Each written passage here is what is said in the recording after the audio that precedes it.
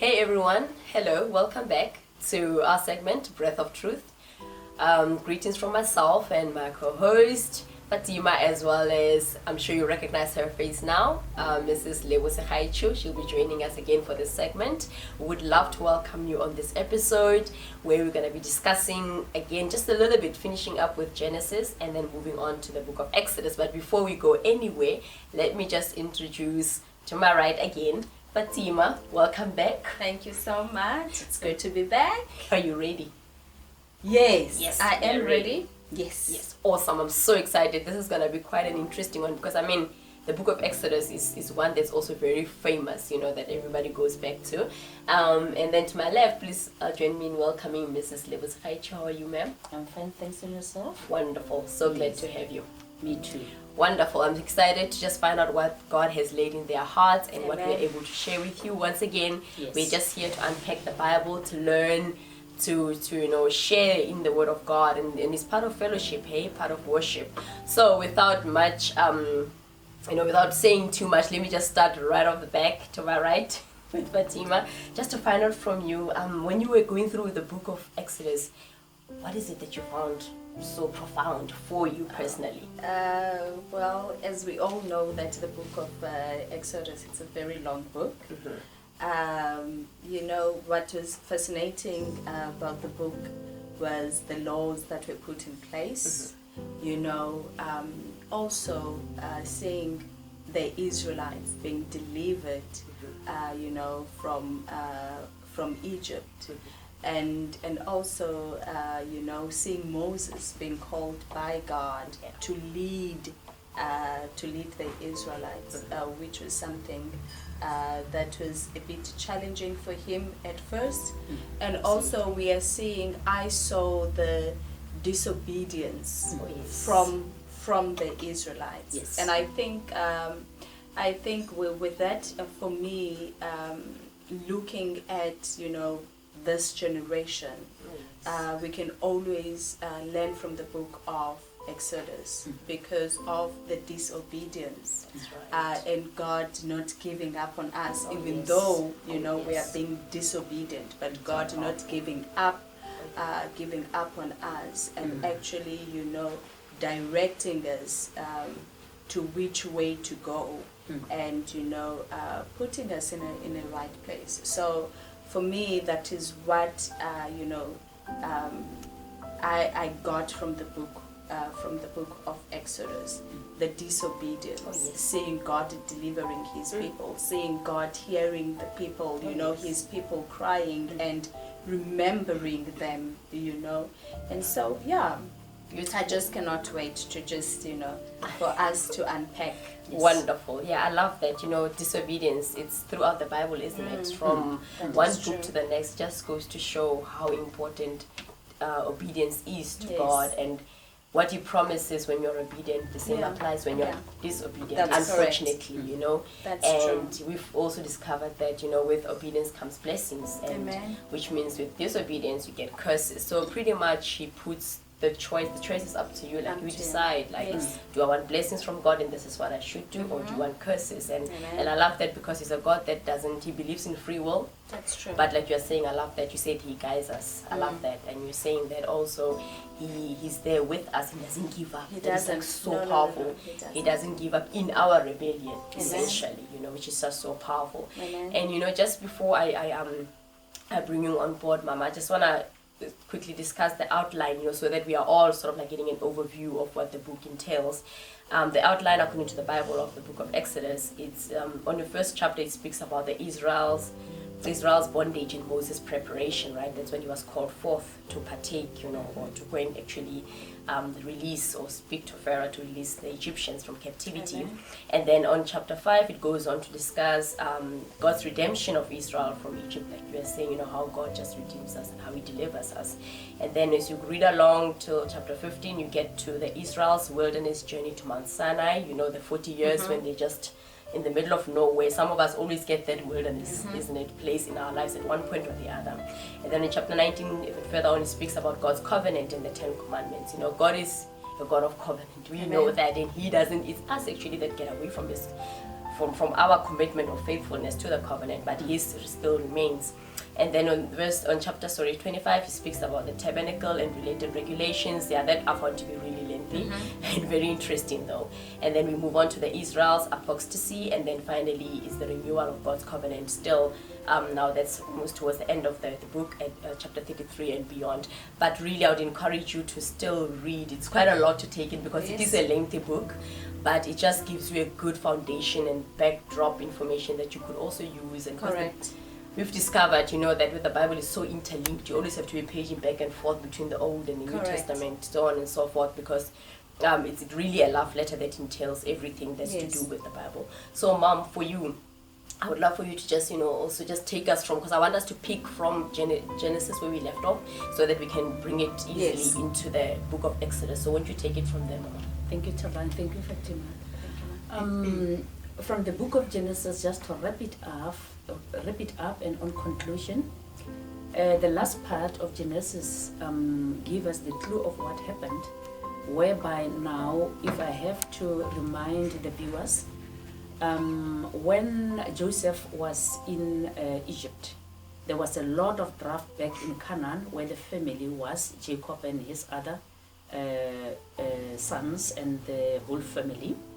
So, because there was a lot of food that has been spared, because remember that Joseph was not just Joseph, the governor of Egypt, he was also a prophet in the entire tribe where he belonged, and as part of the Israelite nationality. So what happened was they had to move from Canaan to Egypt, where they could eat. But the most important, interesting part is when they moved from Canaan, because of the drought, they were invited by the Jews, by Joseph. And the siblings came together with the whole family. They crossed over, they went to Egypt, and they were put in a very interesting part in Egypt, which was called, place that was called Goshen.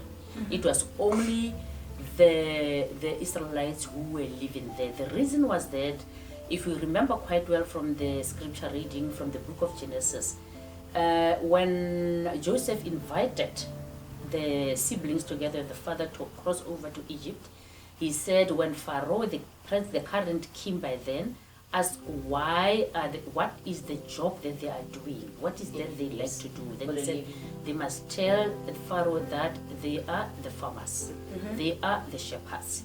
There was a reason behind that. That is where they were put in Goshen, which is a separate place from other cities in Egypt. The Lord had the reason for doing that. Now, what happened is when they got into Egypt, they multiplied. If you remember the multiplication, we can remember the covenant that the Lord made with Abraham, their forefathers, that you will be the father of nations. Yes, right. Now, the multiplication started in Goshen in Egypt. And when they moved from Canaan into Egypt, they were only 70 in number. Okay. Remember? 70 years. When they left Egypt to Mount Sinai, just to remind you, they were 600,000 only males, except in females, children, grandchildren, great-grandchildren, and so far. Yes. So this indicates that it was really a multiplication that the Lord told the father of nations, which is Abraham. That is why his name was changed from Abram to Abraham. That's cool. Because it tells, or the meaning is, you will be the father of the nations, different nations. Yes. Now, when they got there, Pharaoh was dead by then. There was another king in Egypt who was ruling the entire Egypt, who didn't know anything about the Israelites back then in Canaan. He didn't even know how did they come over to Egypt.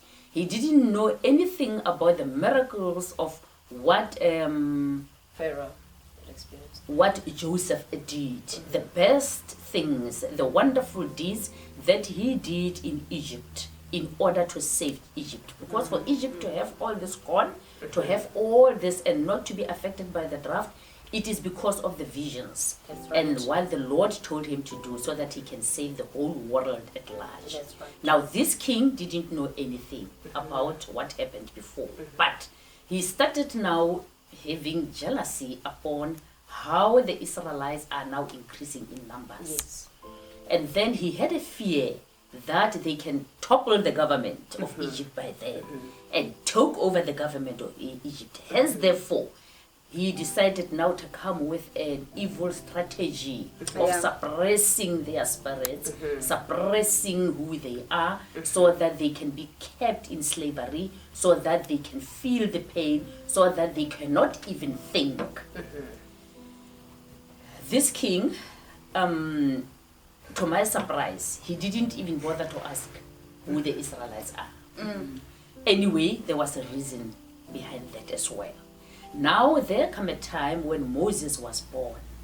Now, if you go back to the tribes of Israel, the firstborn of Israel, who is Jacob, is Reuben. Then comes Simeon, then comes Levi. Yes. Levi is the father to Amrari. Levi had 3 sons.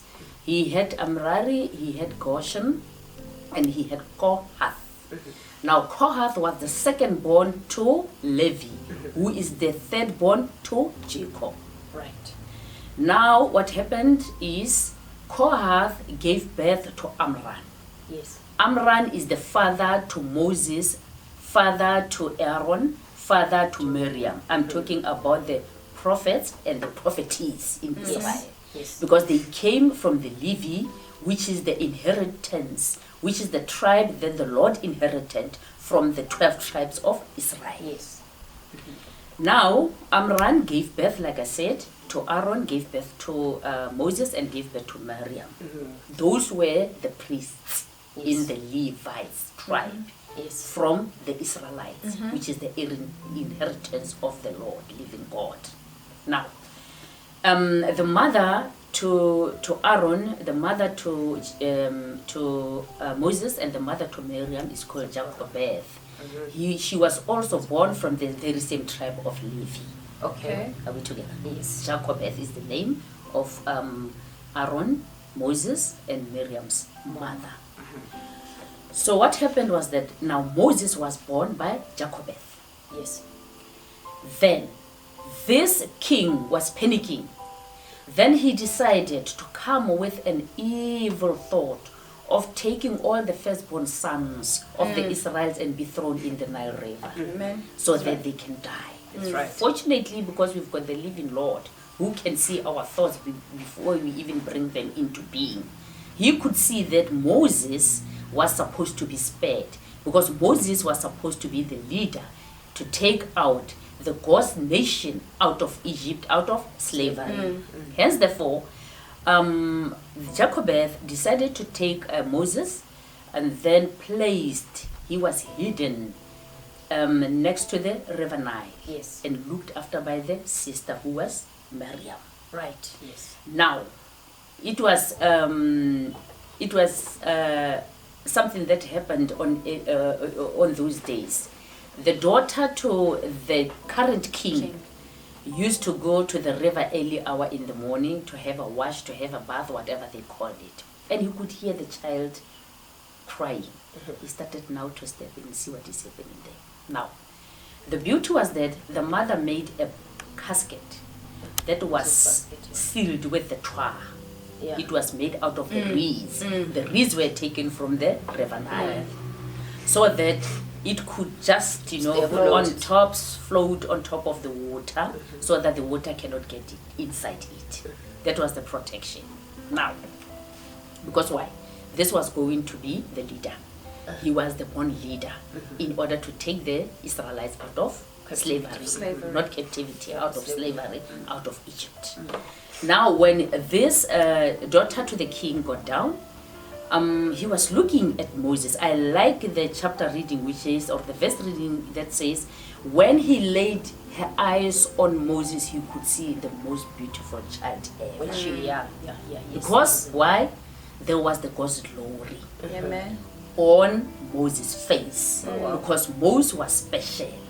Moses was chosen before he was born to lead out the Israelites, which is the inheritance of the living God, out of slavery, out of Egypt. That's right, yes. Now, Moses was crying by then, and then she was surprised and she was amazed. Before she could utter a word, there comes Miriam, the sister.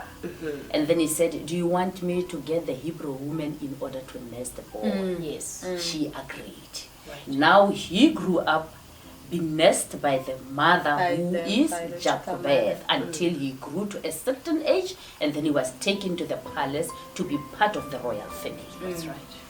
But now there was a time when Moses felt that I must go back to Goshen and see how the Israelites and the Hebrews are living, because he could sense it in his blood that he doesn't belong to the Egyptians. That's right. Now he went back, he found the Hebrews or the Israelites being cruelly treated.